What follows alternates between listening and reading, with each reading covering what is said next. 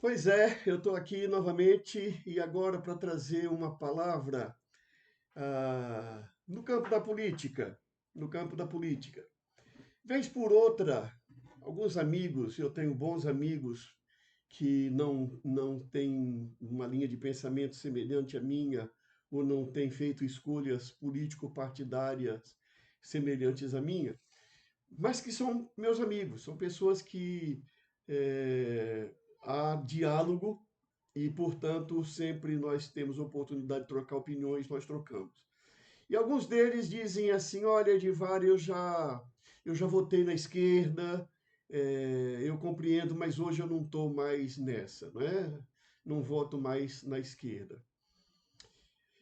Quando eu escuto isso, eu fico me perguntando o que foi que aconteceu com essa pessoa, que ela diz que já votou na esquerda e que não vota mais na esquerda. Claro, eu tenho interesse de entender o pensamento da pessoa. Por quê? Porque a escolha de votar na esquerda não é uma escolha partidária, não é uma escolha idólatra. Eu não tenho nenhuma idolatria pela esquerda, como também não demonizo a direita ou partidos, ideologias de esquerda ou partidos ou ideologias de direita, porque a coisa não é tão A e B, sim ou não, preto ou branco, não é? Mas existe uma variação de um extremo ao outro. Por que então essa pessoa diz que ela já votou na esquerda e agora ela não vota mais? A minha indagação, ela parte do seguinte: primeiramente, ela parte de um juízo histórico, né? Um juízo histórico. Essas expressões que surgiram no século XVIII, na questão da Revolução Francesa, onde no parlamento, nas discussões em torno dos problemas da França, por diversas razões que não vêm ao caso, aquelas pessoas que se afinavam em defesa dos interesses do rei e da igreja, portanto, aquelas pessoas que eram leais às classes dominantes àquela época, elas se sentavam à direita do presidente da Assembleia. E à esquerda se sentavam aquelas pessoas com ideias inovadoras, ideias que defendiam mais a questão da liberdade, a questão da fraternidade, a questão da igualdade. Não se podia falar ainda necessariamente em defesa dos trabalhadores, mas que eram em defesa dos interesses da população como um todo e não apenas dos interesses do rei, da aristocracia, da igreja. Então, se nós tomarmos esse parâmetro como referência, não é, para a nossa definição de direita e esquerda, então eu fico me perguntando como é que uma pessoa diz que ela já foi da esquerda e agora é da direita. Seria porque ela mudou a sua posição social, ela era uma pessoa que antes fazia parte de uma classe menos privilegiada, mas porque ganhou na loteria ou porque ganhou muito dinheiro de alguma maneira e passou agora a ser da chamada classe dominante e, portanto, ela resolveu sair daquela posição que ela tinha e foi para outra posição? Seria essa a razão? Aqueles valores que ela defendia que seria em busca dos interesses da população como um todo, agora ela trocou pelos interesses apenas de um grupo que faz parte de uma classe dominante? Seria essa a razão? Essa poderia ser uma possibilidade. E eu gostaria muito de ouvir os meus amigos que às vezes fazem essa colocação, se foi isso que aconteceu. Eles mudaram de posição social e por isso mudaram a sua posição política, mas isso não faz muito sentido numa sociedade como a brasileira, em que você tem uma concentração de renda de 50% da renda, por exemplo, na mão de 1% da população, ou quando você tem 80% da população com renda de até 2 salários mínimos. É meio estranho você dizer que defendia os interesses como um todo Mas agora você mudou quando a realidade não mudou. Quando as pessoas continuam na pobreza, na sua maioria, ganhando até 2 salários mínimos como renda, por exemplo, um país que é um dos que tem uma das piores divisão de renda do planeta. Então, o que, que mudou exatamente que levou você a deixar de se declarar uma pessoa que é de esquerda ou não? É de esquerda e não de direita. O que, que aconteceu? Que é importante a gente saber disso, por quê? Porque a questão de direita e esquerda não é uma questão partidária, não é uma questão de você idolatrar um líder, uma pessoa. Não, não é. Tem a ver com posição diante da vida. Se você quer viver numa sociedade em que todos possam ter dignidade, ou numa sociedade em que um grupo vive de maneira economicamente falando digna e tem todas as suas necessidades supridas porque tem o dinheiro, e uma minoria que não tem isso e você mudou a sua visão de mundo. É isso que aconteceu? Isso é uma mudança de valores. Então, essa primeira pergunta que eu gostaria de deixar é por que você mudou a sua posição na sociedade e agora você está numa classe de cima e não precisa mais defender o interesse e a dignidade de todas as pessoas? Foi isso que aconteceu? Ah, você pode então dizer, não, foi uma mudança na minha escala de valores. Por quê? No conceito moderno que nós ouvimos falar, nós teríamos entre direita e esquerda o conflito entre dois valores básicos. Assim se diria que o extremo da esquerda defende o extremo da justiça social e o extremo da direita defende o extremo da liberdade individual. E são dois valores que há quem advogue que eles são incompatíveis, que liberdade e justiça, Harari, por exemplo, o Harari, não é o autor do livro Sapiens, ele defende essa ideia, ele demonstra que ou você vai lidar com a justiça ou com a liberdade, mas as duas coisas não combinam. Sim, se a gente pensar em termos de extremos, de fato, ou você fica no extremo da justiça ou no extremo da liberdade.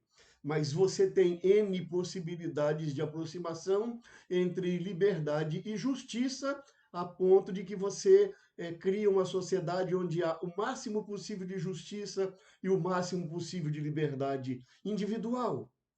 E então, hoje, na nossa sociedade, a defesa é: eu sou de direita porque eu defendo a liberdade, o outro diz: eu sou de esquerda porque eu defendo a justiça. E aí a pessoa diz: eu deixei de ser de esquerda porque agora eu defendo a liberdade, e aí você deixou de defender a justiça? Não seria mais inteligente você dizer assim, não, eu sei que é desafiador, mas eu vou lutar por uma sociedade na qual liberdade e justiça se aproximem ao máximo possível e que nós tenhamos o máximo de liberdade individual possível perto do máximo de justiça social possível. Nós estaríamos numa democracia social, digamos assim, para usar uma terminologia de hoje. Mas aí o que também me chama atenção é que esses meus amigos que dizem defender a liberdade, eles têm um outro paradoxo, eu diria dessa maneira.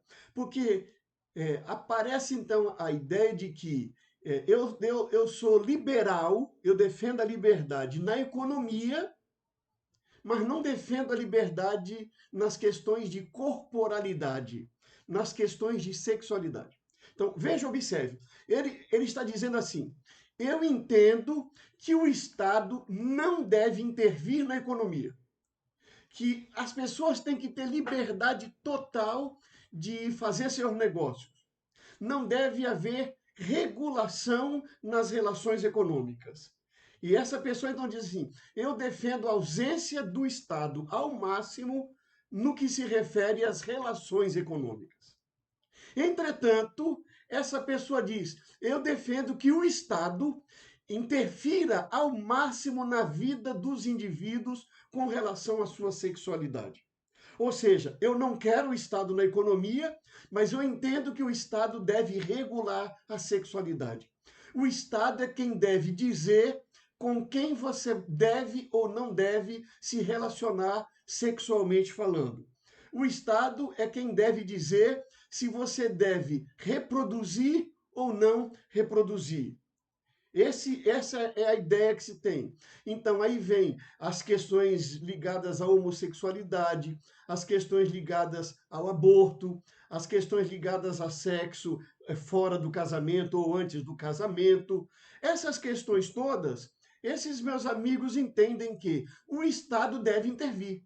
E é o Estado que deve legislar sobre o exercício sexual das pessoas e do que decorre desse exercício da sexualidade, seja na questão heterossexual, homossexual, na questão do aborto ou não aborto, essas questões ligadas a divórcio ou não divórcio, essas pessoas defendem que o Estado deve intervir nessas questões individuais, mas não deve intervir na economia. Qual é o critério que essa pessoa usa? Alguns dizem assim: o critério é bíblico. O critério bíblico é um critério, primeiro, uma resposta muito ampla. Para uma pessoa dizer que o critério é bíblico, ela precisaria selecionar todos os textos bíblicos que tratam de questões de natureza econômica, como cobrança de juros, propriedade privada, direito à liberdade de iniciativa econômica. Ela deveria separar todos os textos bíblicos, ela deveria selecionar todos os textos bíblicos que se referem à sexualidade, e aí ela vai fazer uma interpretação desses textos à luz da vida e dos ensinos de Jesus Cristo, não à luz da cultura da época em que esses textos foram produzidos, e fazendo uma interpretação à luz da vida e dos ensinos de Jesus, porque esse é o critério dos batistas. Você pode ler a declaração doutrinária da Convenção Batista Brasileira, que você vai encontrar lá que a Bíblia deve ser interpretada à luz da vida e dos ensinos de Jesus Cristo. Então, a pessoa deveria, para ela dizer que a questão é a Bíblia,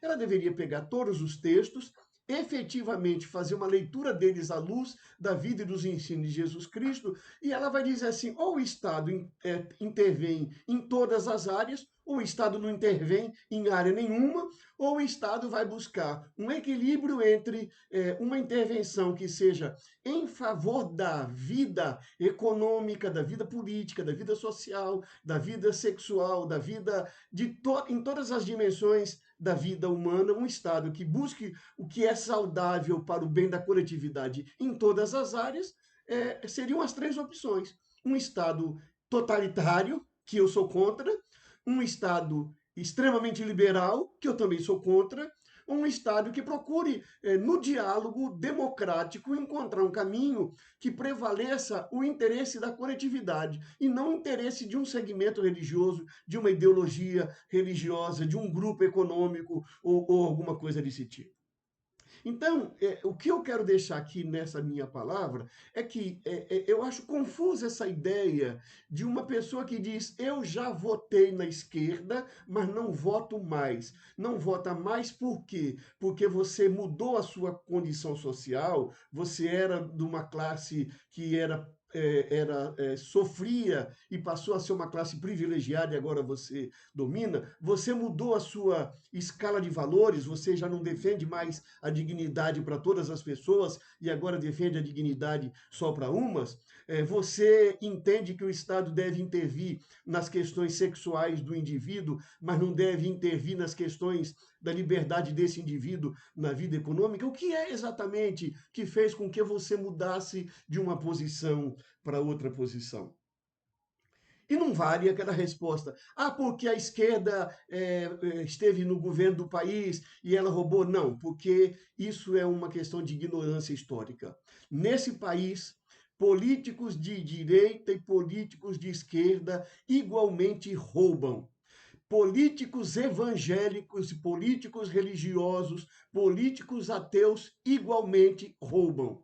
E você vai encontrar políticos religiosos e políticos ateus, políticos evangélicos que não roubam. você vai encontrar pessoas que roubam em todas as categorias. Então, o critério não é quem rouba. A experiência do Brasil desses últimos anos tem demonstrado que pessoas que defendem a liberdade absoluta de iniciativa individual na economia roubaram. E nós encontramos pessoas que defendem intervenção do Estado, às vezes até de maneira extrema ou não na economia, que também roubaram.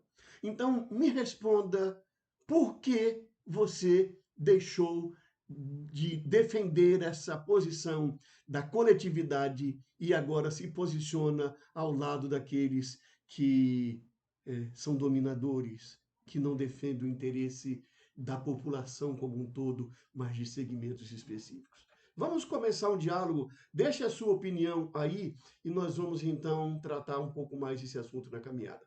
Forte abraço, que Deus te abençoe.